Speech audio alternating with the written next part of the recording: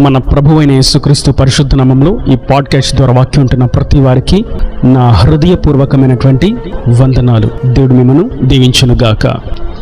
ప్రసంగి గ్రంథము 11వ అధ్యాయము 5వ వచనం. చూలాలి గర్భమందు ఎముకలు ఏ రీతిగా ఎదుగునది నీకు తెలియదు, గాలి ఏ త్రోవను వచ్చునో నీ వెరుగవు, అలాగునే సమస్తమును జరిగించు దేవుని క్రియలను నీ వెరుగవు. చదివినటువంటి వాక్య భాగంలో ఆయన చేసేటువంటి కార్యాలను మనం ఎరుగలేమని, మనము గుర్తించలేమని, మనము గ్రహించలేము అనేటువంటి సంగతిని కొన్ని ఉదాహరణలను మన ముందు ఉంచి దానిని బట్టి ప్రభు కార్యాలను కూడా మీరు గుర్తించలేరు అని పరిశుద్ధాత్ముడు నేడు మనకు గుర్తు చేస్తున్నారు. అందుకే మనం కొరింథీయులకు రాసినటువంటి మొదటి పత్రిక 2వ అధ్యాయము 9వ వచనంలో ఒక విషయాన్ని గమనిస్తాం. ఇందును గూర్చి దేవుడు తన్ను ప్రేమించు వారి కొరకు ఏవి సిద్ధపరచనో అవి కంటికి కనబడలేదు, చెవికి వినబడలేదు, మనుష్య హృదయమునకు గోచరము కాలేదు. ఈ విషయాన్ని పౌలు ద్వారా పరిశుద్ధాత్ముడు మరొకసారి గుర్తు చేస్తున్నారు. ఆయన మన కొరకు ఏమి సిద్ధపరిచారో, ఆయన మన కొరకు ఏమి చేస్తున్నారో, ఆయన మన కొరకు సిద్ధపరిచి దాచినటువంటి మేలులు ఏ విధంగా ఉన్నవో, ఎలా ఉన్నవో అనేటువంటి సంగతిని మనము చూడలేము, వినలేము. మన హృదయానికి అవి అగోచరములు అని పరిశుద్ధాత్ముడు తేటగా సెలవిస్తున్నారు. నేటి వాక్యం ఉంటున్నటువంటి నా ప్రియ సహోదరులారా, మన కొరకు ప్రభు ఉన్నతమైనటువంటి కార్యములను జరిగించేవాడు. ఆయన కునుకడు, నిద్రపోడు. మనలను కాపాడుటకు, మనలను దీవించుటకు, మనలను సంరక్షించుటకు, మనలను సత్యత్రోవలో నడిపించుటకును, సత్యమును సాక్షులుగా తేజరింపచేయుటకును, ఆయన కొరకు స్థిరపరచుటకును, ఆయన నిత్య రాజ్యానికి వారసులుగా చేయుటకును, ఆయన మన కొరకు చేసేటువంటి కార్యాలు మన చుట్టూ ఎన్నో జరుగుతూ ఉన్నప్పటికీ వాటిని మనం గుర్తించలేము, అవి మనకు తెలియపరచబడవు, వాటిని మనం ఎరుగలేము అని ఈ వాక్యం చేత మనం గుర్తించవలసిన వారమై ఉన్నాము. మనము కష్టాలలోనూ, బాధలలోనూ, ఇబ్బందులలోనూ, కన్నీటి వలయాలలోనూ, నిరాశ నిస్పృహలో ప్రభు సహాయం కొరకు ఎదురు చూస్తూ వేడుకుంటూ ఉండగా ఆయన నాకు ఏ కార్యము చేయట్లేదు, ఆయన నా ప్రార్థన వినట్లేదు, ఆయన నా పక్షమున లేడు, ఆయన నన్ను విడిచిపెట్టాడనేటువంటి అపవాది ఆలోచన ప్రక్కన పెట్టాలని, ఆయన మన కొరకు కార్యాలు చేస్తున్నాడని, సమస్తమును సమకూడి జరిగిస్తూ ఉన్నాడని, అవి మనకు కనబడకుండానే, మనకు వినబడకుండానే, మన హృదయంకు గోచరము కాకుండానే వాటిని ప్రభు జరిగిస్తున్నాడు అనేటువంటి సంగతి చాలా స్పష్టమైనటువంటి సత్యము అనేటువంటి సంగతి ఇక్కడ మనం గుర్తిస్తాం. మన పితరుల జీవితంలో మనం చూసినట్లయితే ఈ విషయాన్ని మనం స్పష్టంగా అర్థం చేసుకోగలుగుతాం. ఆయనను గురించి మనం యోబు గ్రంథంలో చూస్తాం. మనము గ్రహింపలేని గొప్ప కార్యములను ఆయన చేస్తాడు. అవును, మనము ఎరగలేము, మనము గ్రహింపలేము, మనము చూడలేము, మనము ఏమాత్రము వాటిని గురించి ఇలా జరుగుతుంది అని మనం ఆలోచించలేము. కానీ ఆయన చేసే కార్యాలను చూచినప్పుడు, అవి మనం అనుభవించినప్పుడు, ఆ కార్యాలను బట్టి మనం ఇలా కూడా జరుగుతుందా, ప్రభు ఈ విధంగా కూడా చేస్తారా అనేటువంటి ఒక ఆత్మీయ అనుభవం మనకు కలుగుతుంది. ఇజ్రాయేలీలను నడిపిస్తున్నటువంటి మోషే నడుస్తూ ఉన్నారు. ఎదురు ఎర్ర సముద్రం అడ్డు వచ్చింది, ఇరుప్రక్కల కొండలు అడ్డుగా ఉన్నవి, వారు ఎటునూ పోవడానికి త్రోవలేదు. వెనుక నుండి ఫరో సైన్యము తరుముతూ ఉన్నది.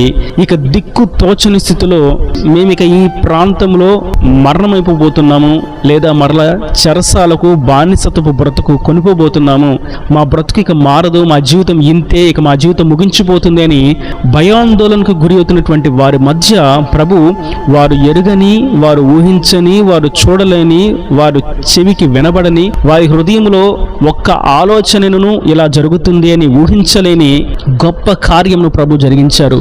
వారి ఎదుట ఎర్ర సముద్రమును పాయలు చేశారు. వారి ఎదుట ఆ ఎర్ర సముద్రమును పెట్టింది ఆయనే. వారికి ఇరుప్రక్కల కొండలను అడ్డుగా ఉంచి ఎటును తప్పించుకోకుండా వారిని మూసిపెట్టింది ఆయనే. వెనుక నుండి ఫరోను ప్రేరేపించి తరుమునట్లు చేసింది కూడా ఆయనే. ఎందుకని అని చూసినట్లయితే మనము గ్రహింపలేని గొప్ప కార్యములను ఆయన చేస్తాడు. ఆయన గొప్ప కార్యాలు ఏ విధంగా ఉంటవి అని మన జీవితంలో అనుభవపూర్వకంగా ఉండినట్లుగా ప్రభు జరిగించాడు. నాడు ఇజ్రాయేల్ చుట్టూ ఎన్నో ప్రతికూలమైనటువంటి పరిస్థితులు, ఇక దిక్కు తోచని నిరాశ నిస్పృహలో ఉన్నటువంటి వారి కలత చెందిన హృదయముల కళ్ళ ఎదుట ఎర్ర సముద్రంను 2 పాయలు చేసి ఆరిన నేలను వారిని ప్రభు నడిపించారు. అది చూసినప్పుడు వారు అనుకున్నారు, మేము ఆరాధిస్తున్నటువంటి ప్రభు ఈ విధంగా కూడా చేస్తారా? మా రక్షకుడైనటువంటి యెహోవా ఎంత శక్తిమంతుడా! మా కొరకు ఎర్ర సముద్రమును పాయలు చేసిన నీ వంటి వాడు ఎవడు లేడు అని ఆ ఎర్ర సముద్రమును దాటిన తర్వాత వారు కీర్తి కీర్తించి ఆయనను కొనియాడారు. నేటి వాక్యం వింటున్నటువంటి నా ప్రియ సహోదరులారా, నాడు వారి జీవితంలో చేసినటువంటి కార్యాలను నేడు మన జీవితంలో చేయుటకు ఆయన శక్తిమంతుడై ఉన్నాడు. అందుకే ఈ పరిశుద్ధ లేఖనాలను మన కొరకు ఆయన లిఖించి ఉంచారు. ఈ పరిశుద్ధ గ్రంథాన్ని మన చేతికి ఆయన అందించారు. ఎన్నో ప్రాణాల త్యాగాన్ని బట్టి, జీవితాన్ని పణంగా పెట్టి త్యాగము చేసి ప్రయాసపడి ఈ బైబిల్ గ్రంథాన్ని మన చేతికి అందించారు మన పితరులు, ఆత్మీయులు, దేవుని యొక్క సేవకులు. దేవుడు అట్టి హృదయమును వారికి అనుగ్రహించి వారి ద్వారా ఈ పరిశుద్ధ లేఖనాలను మన చేతిలో ఉంచింది. సాధారణంగా కేవలం పట్టుకోవడానికి, మందిరానికి మోసుకొని పోవటానికి కాదు, కానీ ఫోటోలు తీసేటప్పుడు అందంగా కనిపించడానికి, నేను భక్తుని నేను చూపించుకోవడానికి మాత్రమే కాదు, కానీ అందులో ఉన్నటువంటి వాక్య లేఖనాలను శోధించుటకును, ఆ లేఖనముల యొక్క భావం తెలుసుకున్నటకును, గ్రహించుటకును, ఆయన శక్తిమత్వమును, ఆయన మహత్యమును మనం గుర్తించాలని, ఆయన సాహస కార్యాలు నేటికి సజీవమై ఉన్నాయని, ఆయన మన కొరకు భీకరమైనటువంటి కార్యాలు చే శక్తిమంతులని గుర్తించాలని, ఆయన రాజ్యం గురించి తెలుసుకున్నటకు, ఆయన నిత్య రాజ్యానికి వారసులుగా మార్చబట్టుకు కావలసిన యోగ్యతను పొందుకోవాలని ఈ పరిశుద్ధ గ్రంథాన్ని దేవుడు మనకు అనుగ్రహించాడు. ఇలా ఆయన చేసినటువంటి గ్రహింపులేని గొప్ప కార్యాలను మనం చూసినట్లయితే ఎన్నో మనకు తటస్థిస్తూ ఉంటాయి. అబ్రహాము, శారా వారిరువురు ముసలివారయ్యారు. ముదిమి వచ్చినది, వృద్ధాప్యంలో వారు ఉన్నారు.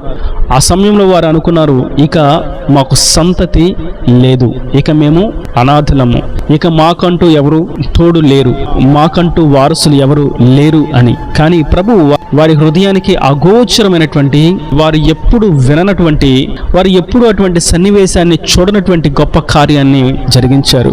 వృద్ధాప్యంలో ఉన్న వారికి చక్కటి శిశువును ఆయన అనుగ్రహించారు. ఆ సందర్భంలో ఆ వయసులో ఉన్నటువంటి ఆ శారాను చూచి అనేకులు నవ్వారు.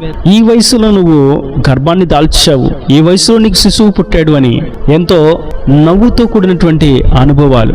ఆమె ఆ సందర్భాన్ని బట్టి సంతోషిస్తూ ఉండగా, ఆ జరిగినటువంటి ఆశ్చర్యమైనటువంటి కార్యాన్ని బట్టి చుట్టూ ఉన్నటువంటి జనసమూహం కూడా ఇది ఎలాగూ జరుగును అనేటువంటి ఆలోచనతో, ఆశ్చర్యంతో వారు కూడా నవ్వుతూ ఉన్నారు. కారణం, మనము ఆరాధిస్తున్నటువంటి ప్రభు చూలాలి గర్భమందు ఎముకలు ఏ రీతిగా ఎదుగునవి మనకు తెలియనట్లుగా ఆయన చేస్తాడు. గాలి ఏ రీతిగా వచ్చి ఏ రీతిగా వెళుతుందో మనకు తెలియదు. ఏ విధంగా మనం గ్రహింపు లేకుండా ఉంటామో అట్టి విధంగా ఆయన మనము గ్రహింపలేని, ఊహించలేని గొప్ప కార్యాలను జరిగిస్తాడు. ఇక్కడ మనం ఈ లేఖనంలో చూస్తాం, ఆయన సమస్తమును ఆ కోవలోనే జరిగిస్తూ ఉన్నాడు అని. ఆయన క్రియలన్నీ కూడా ఆ విధంగానే జరుగుతూ ఉన్నాయని. అవును, మన కొరకు ఆయన ఒకటి కాదు, రెండు కాదు, కానీ సమస్త కార్యములను కూడా మనము అనుకోని రీతిలో, మనం ఊహించని రీతిలో, మనము ఆశించిన రీతిలో దేవుడు భీకరమైనటువంటి గొప్ప కార్యాలను జరిగిస్తాడు. అబ్రహాం అనుకున్నాడు, నాకు ఒక్క శిశువు పుడితే చాలు అని.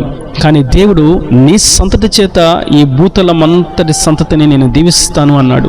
నీలో నుండి ప్రవక్తలు వస్తారు, నీలో నుండి రాజులు ఉద్భవిస్తారు, నీలో నుండి యాజకులు వస్తారు, ఈ భూలోక వాసు దీవించబడినట్లుగా నేను నీ సంతతిని దీవిస్తున్నాను అని అన్నారు.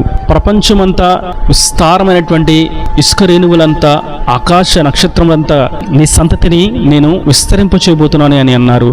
అట్టి విధంగానే అబ్రహామును దీవించి విస్తారమైనటువంటి సంతతితో ఆయన ఆశీర్వదించాడు. నేటి వాక్యం వింటున్నటువంటి నా ప్రియ సహోదరులారా, మనము చదువులో జ్ఞానము కొదువై ఉన్నా, ఉద్యోగంలో ఓటమి పాలై ఉన్నా, వ్యాపారంలో నష్టపోయినా, మనం నమ్ముకున్న వారు మనల్ని మోసం చేసినా, మనం ఆయన మీద ఆధారపడి ఉన్నామని భక్తులు ఉన్నప్పటికీ మనం కష్టాలను, నష్టాలను, బాధలను, ఇబ్బందులను అనుభవిస్తూ ఉన్నా, మనలను దేవుడు ఎప్పుడు కూడా విడిచిపెట్టడు. మన కొరకు ఆయన మనం గ్రహింపలేనంత గొప్ప కార్యాలను మన చుట్టూ ఆయన జరిగిస్తూ ఉంటాడు. గాలి ఏ విధంగా మన చుట్టూ ఆవరించి ఉన్నదో ఆయన కృప మనలను ఆ విధంగా ఆవరించి ఉన్నది. ఆయన మన కోసమే సమస్త కార్యాలను కూడా జరిగిస్తున్నాడు అనేటువంటి సంగతిని గుర్తించినట్లయితే ఆయన చేత మనం ధైర్యం పొందుకొనగలుగుతాం.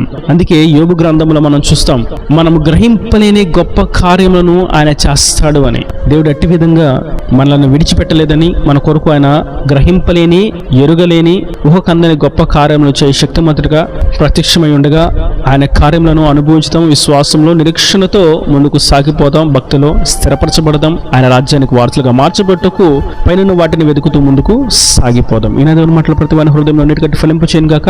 ఆమెన్. God bless you. తలలో మంచి కన్నులు మూసినట్లయితే మీ కొరకు చిన్న ప్రార్థన. ప్రేమ స్వరూపి కరుణ కటాక్షం గల నా తండ్రి, నా ప్రభు ఈ వాక్యం ప్రతి వారిని మీరు నిండాలుగా దీవించండి, ఆశీర్వదించండి.